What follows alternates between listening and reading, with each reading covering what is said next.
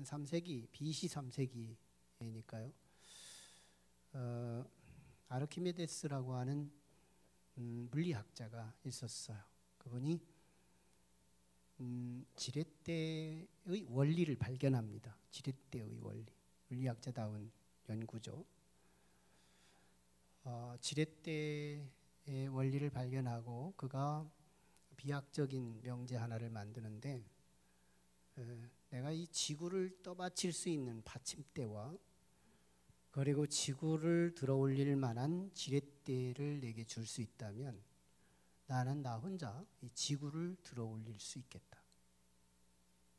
상징적이고 비약적인 표현이지만요. 그리고 실제 그 지렛대를 가지고 실험을 하는데 거대한 군선을 바다에 띄우는, 육지에다 만들어 놓고 바다에 띄울 때 지렛대를 이용해서 띄우게 됩니다. 그리고 오늘날 많은 중장비, 포크레인이라든지 크레인이라든지 이런 중장비들이 대부분 이 지렛대의 원리로 현대화된, 그래서 지렛대라는 용어가 하나도 없이 가장 많이 사용하는 시기가 바로 오늘의 시대입니다. 신앙에도 이 지렛대가 필요하다 하는 부분입니다. 신앙에도 지렛대가 필요하다. 지난 시간에 우리는 어린아이 놀이 문화, 결혼식 놀이 그리고 초상집 놀이, 이 두 가지 놀이를 통해서 소위 예수님 당시 감흥이 없는 시대를 지적했어요. 사실은 이 지적된 이 예화가, 어린아이들의 놀이 문화가 수식하는 사건이 지난 시간에 나눴던 본문 말씀이고, 그리고 오늘 본문, 이 두 본문, 지난 시간과 금주에 나누는 이 말씀을, 두 메시지를 수식해줘요. 이 두 메시지를 위해서 감흥이 없는 시대를 지적해주는 거죠. 그러니까 세례 요한과 예수님 당시에는 그 시대 전체, 이 팔레스타인 지역 전체에 그렇게 하나님의 크신 은혜가 임했건을 감흥이 없었다는 점을 지적한 거고, 오늘 말씀은 이 고라신과 벳세다 그리고 가버나움, 이 지역에 예수 그리스도께서 아주 특수 은혜를 부어주셨는데 그들에게서 회개하는 사람을 찾지 못하자 이 감흥이 없는 그 시대를 질책하고 책망하는 메시지를 다룹니다. 이게 오늘 말씀이에요. 그래서 이 고라신과 벳세다 그리고 가버나움 사람들아, 내가 너희를 향해서 얼마나 큰 권능을 많이 부었느냐. 그럼에도 불구하고 너희가 회개하는 사람을 보이지 않으니 너희의 심판은 앞으로 이 두로와 시돈 그리고 소돔과 고모라보다 더 클 것이다. 은혜가 컸으니 기대도 컸고 또 심판도 클 거다. 이런 말씀, 무서운 말씀하죠. 오늘 말씀은 5절인데 이 5절이 각 절절마다 무서운 멘트들을 다뤄요. 그래서 자칫 잘못하면 이 말씀이 굉장히 따갑고 율법적으로 설교하기가 쉬운 말씀입니다. 어두운, 참 우리가 그리스도 안에서 자유를 누리고 또 오늘 쉼을 얻고자 우리가 성전을 찾았는데 굉장히 무거운 단어들이 소개돼요. 오늘 말씀은 사실은 그런 게 아닌데도, 그래서 이런 말씀이 쭉 이루어질 때는 이 컨텍스트 해석이라고 그래서 문맥적 해석을 가지고 보면 예수님의 뜨끈뜨끈한 가슴을 읽어낼 수 있게 됩니다. 보통 10장, 마태복음 10장에 보면 예수님께서 제자들의 사도의 길, 즉 제자의 도를 가르쳐요. 한 영혼의 천하보다 귀한 영혼들에 대한 이 마인드 교육을 교실에서 가르칩니다. 그리고 이제 쭉 다루면서 예수 그리스도의 현장으로 이제 오늘 11장 1절에 가서는 교실에서 나와서 현장으로 가요. 그래서 안전뱅이를 일으키고 소경을 눈뜨게 하고 병든 자를 치유하고 죽은 자를 살리는 이 어마어마한 은혜와 기적을 보여주십니다.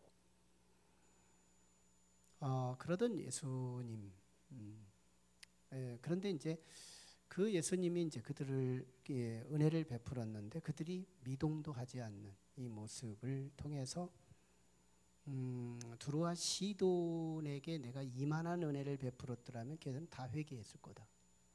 소돔과 고모라 백성들에게 내가 너희들에게 베푼 은혜를 베풀었다면 그들은 다 회개했을 거다. 그래서 오늘까지 심판받지 않고 소돔과 고모라 땅 여기에 남아 있을 거다. 근데 너희들에겐 진짜 큰 은혜가 하나님의 너무너무 큰 은혜가 너희에게 임했는데 이렇게 회개하지 않니? 그래서 너희에게 이런 배경에서 주님이 뭘 기대했었는지를 알 수 있게 돼요. 한 영혼을 얼마나 구원하려고 아낌없는 은혜를 퍼부어 주셨던, 예수님은 지금 한 영혼에 대해서 너무너무 귀하게 여기는 거예요. 이 고라신 백성들, 벳세다 백성들, 가버나움 백성들, 이 영혼들에게 한 영혼이라도 구원하고자 돌이키고 회개하며 주님께로 돌아오기를 그렇게 원했다는 거거든요. 근데 돌이키는 자가 없어요. 그런 큰 은혜를 입었는데, 그런 의미에서 이제 예수님께서 은혜를 부었을 땐 기대가 컸고, 기대가 컸는데 그게 부응되지 않을 때는 실망이 크다는 것을 엿보이는 차원에서 주님의 화 있을진저 고라시나, 화 있을진저 벳세다야, 화 있을진저 가버나움, 이러면서 책망하시는, 거의 저주에 해당되는 것이죠. 장차의 심판은 이 두로와 시돈보다 더 클 거고 소돔과 고모라보다 더 클 거다. 굉장히 무서운 말씀이죠. 여러분, 이런 심판은 예수님께서 이 감정의 분풀이로 전해진 게 아니라는 거예요. 감정의 분풀이가 아니다. 예수님은 자신의 사적 감정이 상했다 그래서 함부로 상대방을 저주하고 그러지 않아요. 예수님은 철저히 자기 원칙이 있어요. 자기 기준이 있어요. 하나님이 가르쳐 주신 공의가 있어요. 바로 누가복음 12장에 나타난 기준이죠. 말씀이 혹시 띄워줄 수 있나요? 누가복음 12장 47절로 48절 우리 함께 같이 읽어볼까요? 시작. 주인의 뜻을 알고도 준비하지 아니하고 그 뜻대로 행하지 아니한 종은 많이 맞을 것이요 알지 못하고 맞을 일을 행한 종은 적게 맞으리라. 물은 많이 받은 자에게는 많이 요구할 것이요 많이 맡은 자들에게는 많이 달라 할 것이니라. 이렇게 말씀해요. 이 말씀이에요. 좀 이렇게 복잡하지만 은혜가 크면 은혜를 베푼 주인은 요구도 크다는 겁니다. 은혜가 크면 요구도 크다. 농산물도 그렇잖아요. 많이 심었으면 많이 거둘 걸 기대하는 거잖아요. 은혜가 크면 요구도 크다. 근데 그 요구에 반응하지 않을 때는 심판도 크다는 거예요. 이 고라신, 벳세다, 가버나움 은혜가 컸다는 겁니다. 근데 그 은혜에 반응하지 않은 거예요. 그래서 심판도 크다, 이 말씀을 하고 있는 것이죠. 은혜가 큰데 내가 은혜에 반응을 하지 못해서 심판이 크다면 한편으로는 이렇게 뒤집어 생각할 수 있어요. 우리는 적절한 은혜가 또 은혜일 수 있겠다. 적절한 은혜가 크다는 건 그만큼 부담되는 문제고 그만큼 우리가 응해야 되는 문제인데, 은혜가 크다면 그래, 은혜가 적절한 은혜가 참 좋겠다. 이걸 누가 깨달았냐면 바울 사도예요. 바울은 소위 빌립보 교회에 편지하면서 자족의 은혜를 배웠다고 말해요. 자신은 가난을 배울 줄 알았고 풍부도 배울 줄 알았대요. 가난 중에서도 기뻐하고 감사할 줄 알았고 풍부한 중에서도 교만하지 않고 겸손을 배웠다는 거예요. 그러니까 그는 항상 기뻐하라, 쉬지 말고 기도하라, 범사에 감사하라. 이거 듣기 좋은 말이지만 어느 가슴에서나 발견될 수 없는 비밀이거든요. 그게 가능한 거예요. 자족하니까. 자족의 은혜. 이게 능력이죠. 이게 그리스도인의 실력이에요. 자족을 배웠다. 자족. 내게 처해 주신 하나님의 주권, 그 주권을 수용하고 아멘. 내 말씀을 듣다가 그냥 단순히 아멘으로 받아들이는 그런 일편적 은혜가 아니라 내 삶 속에서 내게 처분된 나의 삶을 감사함으로 수용하는 태도. 여기서 항상 기뻐할 수 있고 범사에 감사할 수 있는 비밀이 생기는 거예요. 자족의 능력이 임한 거니까요. 하지만 은혜가 크다 그래서 하나님이 주문하시는 그 주문이 과연 뭘까? 아마 은혜가 컸으니까 너는 네가 가지고 있는 재산 다 바쳐라. 과연 이런 주문일까? 이 땅의 모든 네 가치 다 같이 바쳐서 정성을 발해라. 이런 것도 아닙니다. 하나님께서 정말 우리를 향해서 은혜가 큰 만큼 요구하시는 그 요구는요, 어떤 면에서는 참된 눈물 한 방울이에요. 회개입니다. 하나님께서 은혜가 큰 자들에게 요구하는 것이 1억 원이 아니고 이 땅의 동산 부동산이 아니고, 아마 그런 하나님이었다면 어쩌면 우리 하나님은 참 믿음의 대상이 아닐지도 모르죠. 난 하나님의 섭리를 엿보면서 참 멋지시다. 역시 내가 믿는 자랑스러운 하나님이시다는 생각이 들어요. 하나님께서 그 어마어마한 은혜를 퍼부어 주시고 은혜가 컸으니 요구도 크다고 할 적에 그 요구가 고작 눈물 하나예요. 눈물 한 방울. 이게 하나님의 주문입니다. 근데 우리는 눈물 한 방울 그거 별거 아니지만 우리 하나님의 가치 입장에서는 위대한 거예요. 이게 한 사람이 회개하고 주께로 돌아오면 뭐보다 기뻐요? 천하를 얻은 것보다 기뻐하는, 이게 하나님의 가치거든. 그래서 하나님은 이 눈물 한 방울이 얼마나 소중한지 몰라요. 하나님 입장에서 가치는 대단한 거예요. 한 사람이 회개하고 돌아오는 이 가치는 하나님은 요구할 만한 것을 구한 거예요. 엄청난 가치인 거예요. 한 사람이 너무너무 소중한 거예요. 참된 눈물로 주께로 돌아오는 그 삶, 이거 하나면 족하되는 거예요. 자, 그런데 사람들이요, 눈물 하나를 흘리기가 쉽지 않아요. 울고 싶다고 울어요. 이게 단순히 눈물이냐고요. 내 삶을 바꾸고 그리스도를 나의 구세주로 삼고 새롭게 다시 시작할 수 있는 새로운 삶, 새로운 피조물의 출발. 하나님께서 내 안에 생명의 씨앗을 담아주시고 그 씨가 태동하여 싹이 돋고 줄기가 나오고 이파리가 피고 꽃이 피어 열매를 맺기까지 생명의 씨앗이 이 안에서 시작된다는 거, 이게 쉬운 거냐고요. 여기서 우리는 한 가지 우리가 붙잡아야 할 진리는, 은혜가 아무리 커도 인간 단독으로는 그 은혜를 감당할 수 없다는 거예요. 은혜가 아무리 커도 우리 인간 생물학적 자연의 이 인물 가지고는 감당할 수 없다는 거예요. 은혜가 바로 앞에 있는데도 은혜를 은혜라고 여기지 못할 수 있는 한계가 우리 안에 있다는 거예요. 은혜를 보면 은혜라고 단물처럼 배고픈 사람이 밥을 대하듯이 사모하면서 환영하고 붙잡아야 되는데, 은혜를 갖다 놓아도 은혜를 은혜로 여기지 못한다는 거예요. 인간 단독 작품은 불가능하다는 거예요. 이 사실을 입증한 사건이 뭐냐면 예수님의 12제자 사건이에요. 예수님의 12제자는 무학자들이었고 하층민들이었지만 그들은 참 행운아들이었어요. 얼마나 복이 있었으면 하나님을 자신의 구세주로, 자신의 선생님으로 모시고 하룻밤도 아니고 3년을 넘게, 통상 3년 6개월이라고 하는 그 기간 동안 함께 동행하고 함께 자고 함께 밥 먹고 함께 사역하고 하나님하고 사역을 한 사람들, 이게 예수님의 제자들이었어요. 얼마나 행운 아들이에요.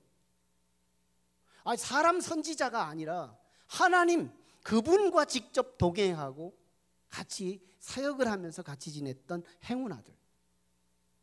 근데요, 3년 반 지나고 나서 예수님께서 구속사의 십자가의 순환을 당하시자 이들은 다 거짓, 견고한 제자의 삶의 실패자로 돌아가요. 은혜는 누구보다도 컸는데, 은혜가 그렇게 컸는데 그 은혜를 받았던 제자들이 다 실패합니다. 그들이 언제 신앙이 성공해요? 사도행전 2장 이후에. 뭐가? 성령이 임한 이후에. 그때 제자들은 제자다운 자리로 돌아가요. 예수님을 닮기 시작해요. 이게 무슨 말인 거예요? 인간은 은혜 덩어리를 갖다 놔도 인간 자체는 그 은혜를 감당할 수 없고 감지할 수 없고 접촉할 수가 없다는 거예요. 은혜가 바로 옆에 있는데도 우리는 은혜 없다고 생각하며 살 수 있다는 거예요. 뭐가? 우리 신앙에는 영적 지렛대가 필요하다는 거예요. 우리 인간 육체에는 은혜를 갖다 놓고도 은혜로 모르고 살 수 있기에 이 은혜를 은혜로 조명할 수 있는 지렛대가 필요한데 그게 바로 성령이라는 거예요. 성령. 그러니까 예수님 지금 제자들의 행운적 사건이 오히려 그 예수 그리스도를 버리면서까지 배신하고 배교하는 이 결과가 도래했는데, 나중에 성령이 임하고 참 제자가 변화되었던 것처럼 이 고라신, 벳세다, 가버나움 경우는 예수님이 선교의 본거지로 삼아요. 그래서 언제나 그 기간 동안 같이 그 동네에서 자기의 고향처럼 지낸 곳이 가버나움이에요. 그리고 이번에 주어진 이 고라신과 벳세다 이 지역, 예수님이 이적과 표적을 매일매일 일으키는 현장인 거예요. 근데 잘 보세요. 선지자가 와서 말씀을 전했다면 사람의 복음이지만 예수님이 직접 전했다면 하나님이 직접 가신 동네인 거예요.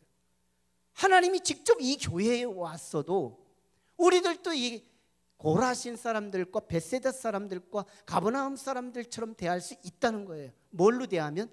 인간, 자연. 우리 자연의 이 육체 가지고 대하면 우리들도 그들처럼 이 어마어마한 하나님이 직접 오셔서 여기서 설교를 해도 은혜 못 받을 사람은 여전히 못 받는다는 거예요. 하나님이 직접 설교해도, 이 강단을 하나님이 직접 장악해도 은혜 못 받을 사람은 여전히 받을 수 없다는 거예요.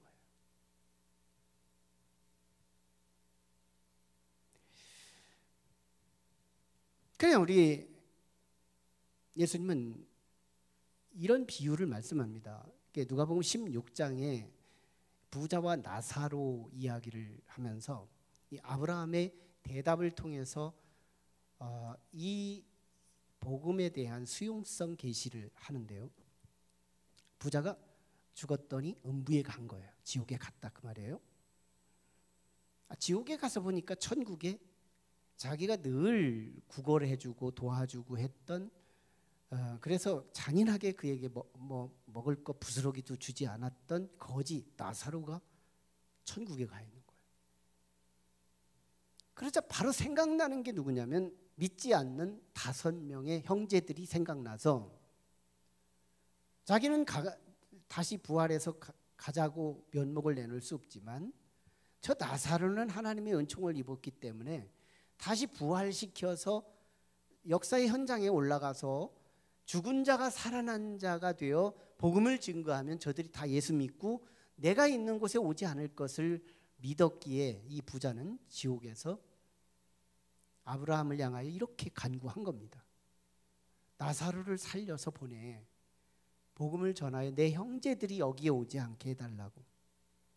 여러분, 지옥이 어디예요? 물 한 방울도 거절당하는 곳, 이게 지옥이에요. 그것도 영원히. 내가 너무너무 힘들고 어려워서 요구했는데 그게 들어주는 곳이라면 그건 지옥이 될 수 없어요. 얼마나 미량의 은혜도 거절되는 곳이 지옥이니. 조금도 힘들은데 조금 물방울 하나만 허용해달라고 요청하는데도 단호히 거절해요. 그러면서 아브라함이 대답한 비밀이 뭐냐면, 모세와 살아있는 선지자들이 증거해서 믿지 않으면 죽었다가 살아난 나사로가 전해도 믿지 않는다. 이 말을 좀 확장하면, 사람들이 전하는 복음을 전하여 믿지 않는다면 죽었다가 부활하신 그리스도가 직접 전해도 믿지 않는다는 거예요. 이걸 뒤집으면, 예수님이 전해서 믿는 사람이 있다면 모세와 선지자 사람이 전해도 믿게 된다는 거예요. 그럼 무슨 차이가 있는 거예요? 예수님이 전해서 믿는 사람은 사람이 전해도 어린아이가 전해도 받아들이게 된다는 거예요. 무슨 차이냐? 지렛대 차이. 성령이에요. 성령이 함께하면 사람이 전해도 은혜를 받더라는 거예요. 그리고 감동을 입더라는 거예요. 그러니까 우리가 성령이 필요한 거거든요. 우리는 이성을 갖고 살아갑니다. 사람의 인격적 캐릭터가 내면 속에 세 가지가 있다고 그러죠. 이성, 그리고 감성, 그리고 의지. 이성으로는 사리를 판단하고 옳고 그름을 판단하는 등불 역할을 하는 것이고, 감성은 좋을 때 기뻐할 줄 알고 슬플 때 슬퍼할 수 있는 자기 표현. 의지, 내가 이 일의 가치를 알았으니 이제 내 삶 속에 반영하여 새로운 삶을 살아가겠다는 의지. 이 세 가지가 우리 사람이라면 내면적으로 갖추어진 캐릭터죠. 인성입니다. 자, 그런데 이게 육체적인 삶, 경제적인 삶 속에서는 이 세 가지 캐릭터만 가져도 먹고 살만합니다. 성공합니다. 그런데 이게 영적인 세계로 들어오면 그 중에서 가장 탑이 뭐냐면 이성인데, 이성이 감성보다 위에 있고 의지 그 이상인데, 이성, 이게 우리의 인생의 등불인데요. 이것 때문에 우리는 먹고 사는 그런 삶인데, 영적인 세계에서 예수 믿어 구원받고 천국 가라, 이 복음이 전달되면 가장 먼저 알러지 반응을 일으키는 대상, 내면의 인격적 캐릭터가 뭐냐면 이성인 거예요. 이성이 가장 알러지 반응을 일으켜요. 왜? 이성은 인과 율이 분명해야 돼요. 원인과 결과. 그리고 그 모든 과정에 증거가 분명해야 되고 데이터가 분명해야 돼요. 그럴 때 공감이 되고 이해가 돼서 수용이라는 게 있고 의지로 연결시켜서 삶 속에 반영할 수 있는 건데, 예수를 믿으라는 거예요. 자, 예수를 믿으라고 해서 믿으려고 했더니 예수하고 나 사이에 2000년의 역사가 틈이 벌어지는 거예요. 그리고 한국 땅에서 예수라고 했다면 조금이라도 공감이 갈 테지만 저 멀리의 이스라엘 땅에서 살다가 죽었다는 거예요. 근데 하물며 그분이 나를 위해서 죽었다는 거예요. 이런 말도 안 되는 주문 앞에서 우리의 내면 속에서 가장 알러지 반응을 일으키는 대상이 뭐냐면 우리의 이성입니다. 경제생활하고 먹고 살고 입고 하는 생활 속에서는 이성 때문에 먹고 살았지만, 예수 믿는 영적인 삶 속에 돌입하면 이 이성이 가장 알러지 반응을 일으키면서 예수를 못 믿게 방해합니다. 내 내면 속에서 방해하는 거예요. 그런데도 내가 예수를 믿고 있다면 둘 중에 하나예요.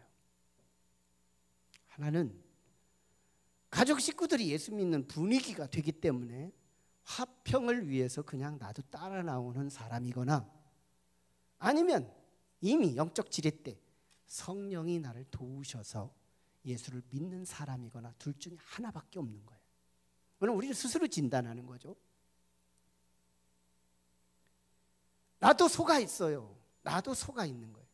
내가 예수 믿는 것 같이 진짜 믿는 것 같은데 나도 속아 있어요. 왜? 이성이 알러지 반응을 일으키는 게 정직해요. 믿어지지 않는 게 더 정직한 거라 이 말이에요. 근데 믿고 있다는 게 이상한 거잖아요.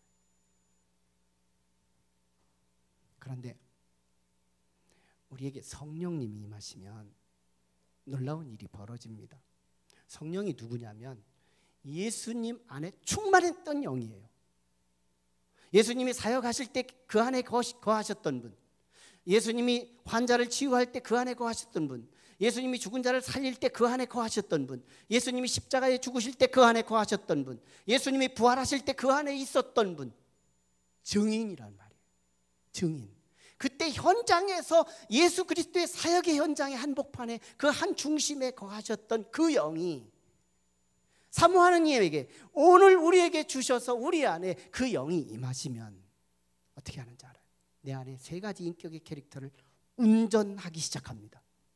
같은 차지만 운전수가 술 먹으면 차도 흔들거리듯이 모범 운전수가 그 차를 운행하면 모범차가 되는 것처럼 오늘 우리 안에 있는 우리 인성, 이성을 운전하고 감성을 운전하고 의지를 운전하기 시작하면 놀랍습니다. 나를 허수아비 삼지 않아요. 내 이성을 무시하지 않아요. 내 감성을 무시하지 않아요. 내 의지를 무시하지 않아요. 그것을 존중하면서 이제 도와주기 시작하는 거예요. 영적인 세계까지 옳고 그름이 보이기 시작하고, 과거에는 돈만 보면 그렇게 좋더니 이제는 영혼이 살아나고 한 영혼이 주께로 돌아오는 것이 기쁨의 대상으로 바뀝니다. 하나님의 뜻을 알면 내가 이제부터는 이를 악물고 그 일을 실천해야 되겠다는 의지의 결단도 달라져요. 여러분, 오늘 우리 안에 성령이 임할 수 있기를 주의 이름으로 축원합니다. 여러분, 지렛대의 원리는 돕는다는 거예요. 내 힘보다 100배가 증폭되고 1000배가 증폭되고 10,000배가 증폭된다는 힘이에요. 여러분, 이 땅에 살면서 우리가 천국 간다는 게 이게 넌센스 아니에요? 땅에 바짝 붙어서 지금 사는데 우리가 천국 간다는 거예요. 이보다 넌센스가 어디 있어요? 자연 인물로 우리가 이해할 때 굉장히 이 어마어마한 이 간격, 이 엄청난 사건을 지금 다루고 있는 거예요. 그럴 때 우리가 과연 우리 인간 이성 가지고 이게 하나님 믿을 수 있냐는 거예요. 성령은요, 우리에게 헬퍼라고 소개하고 있어요. 도우미로 소개합니다. 그래서 이렇게 말씀해요. 로마서 8장 26절에 보면 이와 같이 성령도 우리의 연약함을 도우시나니 우리는 마땅히 기도할 바를 알지 못하나 오직 성령이 말할 수 없는 탄식으로 우리를 위하여 친히 간구하시느니라. 보혜사 곧 아버지께서 요한복음 14장 26절에 내 이름으로 보내실 성령 그가 너희에게 모든 것을 가르치시고 내가 너희에게 말한 모든 것을 생각나게 하리라. 예수님이 살아계실 때 증거했는데 돌아가신 이후에 성령 받고 주님이 하셨던 말씀이 새록새록 생각나게 도와주신다는 거예요. 성령은 이런 분이라는 거예요. 영적 지렛대 역할을 한다는 거예요. 도무지 그렇게 많은 말씀들, 금싸라기 같은 말씀들, 모래알같이 많았던 말씀들이 시의 적절하게 그 말씀이 생각나게 도와주시는 분, 이게 성령이래요. 성령님. 오늘 참 성령 강림 주일로서 이 성령이 우리를 도와주실 때 뭘 도우실까? 성경을 통해서 근거로 보면 말씀을 도우세요. 성령님은 우리의 말씀을 도우십니다. 말씀을 기록할 때 도와요. 말씀을, 서기관들이 말씀을 우리 필사하고 있지만 그때에도 성령이 도우셔서 필사하면서 은혜 받는 분들이 있을 겁니다. 지금 11분이 완필을 했고 나머지 분들이 완필자가 먼저 게시되니까 이렇게 잘 늦춰지는 것 같은데, 어쨌든 금년 이내까지 완필하면 우리가 나름대로 이렇게 시상도 하고 할 거지만요, 대필할 때 이때도 성령이 도와주시는 거예요. 말씀 사역에 도움이 있거든요. 그리고 말씀 선포할 때 성령이 도와요. 성령의 사람이 증거하는 것이 너무너무 중요하다는 거예요. 그리고 성령의 사람이 말씀을 듣는데 놀라운 일이 벌어집니다. 똑같은 사람이 말하는데 어떤 이는 이 막 가슴이 불이 붙는 거예요. 성령이 역사하는 거예요. 말씀 사역에 성령이 도우신다. 근데 그 말씀의 핵심, 말씀의 실체가 뭐예요? 예수님이에요. 요한복음 1장에 보면 예수님은 말씀이 육체가 되어 오셨다고 말해요. 그래서 말씀이 보이는 말씀으로 오신 분이 예수님이에요. 그러므로 성령은 어디에 초점하느냐? 예수에게 초점해요. 성령 없이 예수를 만나면 똑같은 사람이에요. 사람이 와서 전달한 거예요. 전도한 거예요. 사람이 와서 전도한 건데 성령이 일단 내게 오셔서 내 이성을 조명하고 내 감성을 조명하고 내 의지를 조명해서 예수 그리스도가 바짝 왔을 때 바라보면 이게 하나님인 거예요. 예수가 사람으로 보이지가 않아요. 성령의 눈으로, 성령의 조명으로, 성령으로 말미암아 그리스도를 볼 때만이 이 그리스도가 하나님으로 보이고 메시아로 보일 수 있다는 거예요. 이게 오늘의 비밀입니다. 예수님의 제자들이 예수님과 3년 반을 같이 다녔는데도 실패했던 이유는 성령으로 그리스도를 보지 못했기 때문이며 그들이 예수님처럼 참 제자가 될 수 있었던 시기점이 성령 받고 난 이후부터였던 것처럼 고라신 사람들, 베세다 사람들, 가버나움 사람들이 예수가 직접 가서 복음을 증거하고 능력을 보이고 같이 동고동락을 했음에도 불구하고 회개하는 사람들이 없었던 이유는 성령의 부재 때문이라는 거예요. 성령의 부재.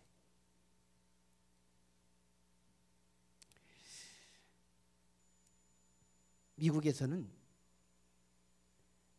저주하는 이 크리스찬들이 저주하는 멘트가 있답니다. 굉장히 잘못하면 들을 귀가 없는 사람은 듣기 좋아서 이 저주를 받고도 웃는다는 건데요.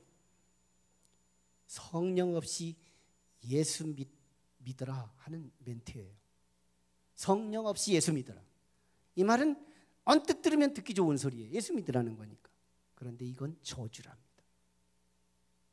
또 한켠에 목회자들 사이에 오가는 말은 성령 없이 목회하라. 성령 없이 목회하라. 이것처럼 저주가 없다는 거예요. 너는 하나님 일 충분히 하고 지옥 가라 그 말이에요. 심판받으라 그 말이에요. 여러분 정말 예수님은 너무너무 소중한 분이잖아요. 우리의 사랑덩어리예요. 나는 평생 죄를 짓는데 전문가였는데 예수님은 나를 따라다니면서 평생의 모든 죄를 씻어내기 위해서 십자가의 순환을 당하신 분이 예수님이니까 하나님의 사랑 덩어리예요. 예수 그리스도를 내게 소득한다는 건 너무너무 소중한 거예요.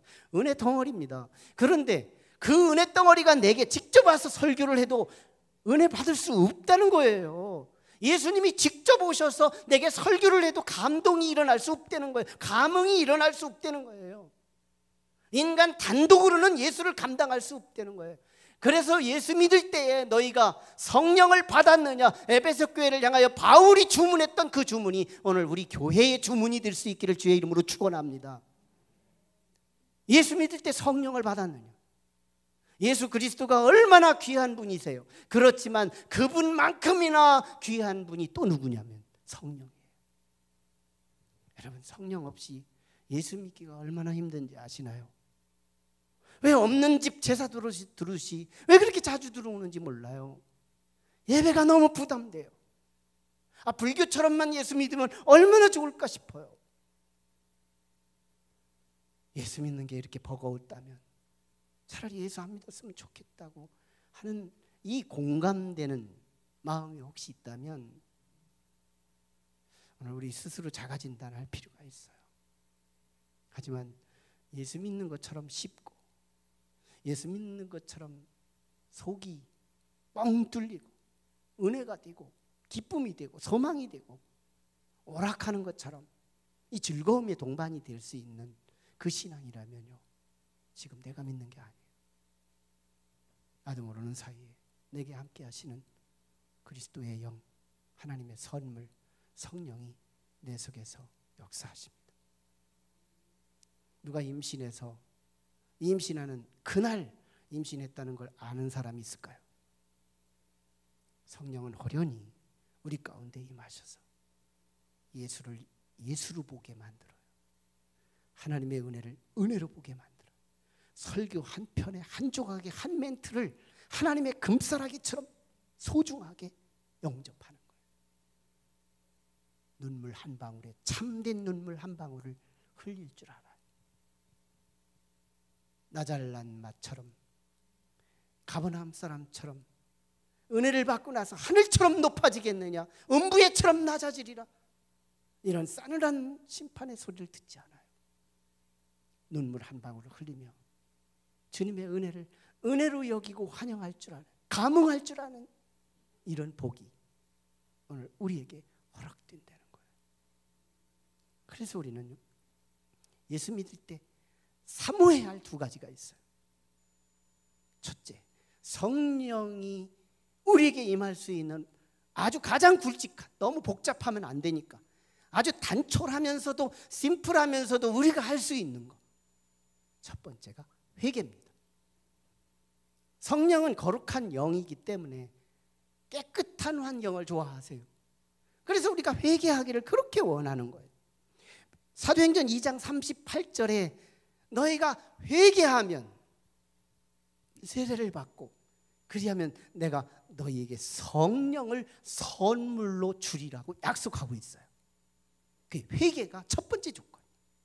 두 번째가 사모함이에요. 누가 달라고도 안 하는데 줘요. 우는 자에게 누가 젖을 주지 울지도 않는 애에게 무슨 젖을 줘요. 성령은요, 사모하는 자에게 주신다고 약속을 하고 있어요. 이미 베드로전서 2장 2절에서 신령한 젖 하나님의 성령은 사모하는 자에게 주신다고 약속을 하고 있어요. 그래서 우리는 예수 믿을 때 이제는 늘 이렇게 기도하는 거예요. 제가 성령을 경험할 때 그날 구하고 그날 받지 않았습니다. 늘 어느 목사님으로부터 영적 힌트를 받고 자네는 이 두 가지만, 눈만 감으면 두 가지만 사모하라는 거예요. 혹시 돈 구하지 못할지라도, 다른 거 건강 구하지 못할지라도 이 두 가지는 반드시 구하라. 그래서 기도할 때마다 회개하고요, 성령을 사모한 거예요. 하나님, 나 성령을 주옵소서. 내가 예수 믿을 때 성령 받아야 되겠사오니 이 성령을 내 안에 주시옵소서. 이때 성령이 내게 불처럼 임했을 때요, 그때 나의 언어는 내 언어가 아니었고요, 목회를 가야 된다는 이 삶의 가치가 전환이 되기 시작하고요, 예수 믿는다는 건 이건 엄청난 사건이라는 걸 깨닫기 시작합니다. 여러분, 예수가 귀하지만 언제부터 귀해지느냐? 성령이 함께할 때. 성령이 없이는 예수 믿기가 가장 힘들고요, 성령이 함께하면 예수 믿기가 가장 우리 인생의 안식처요, 로뎀나무처럼 우리의 쉼이 되더라는 거예요. 그래서 천국은 지금부터 영원토록, 죽고 난 이후가 아니라 여기 지금부터 우리는 천국을 누리게 되더라는 거예요. 이 성령이 저와 여러분을 가득히 채우는 귀한 여러분이 될 수 있기를 주의 이름으로 축원합니다. 기도하시죠. 우리 같이 기도하시죠.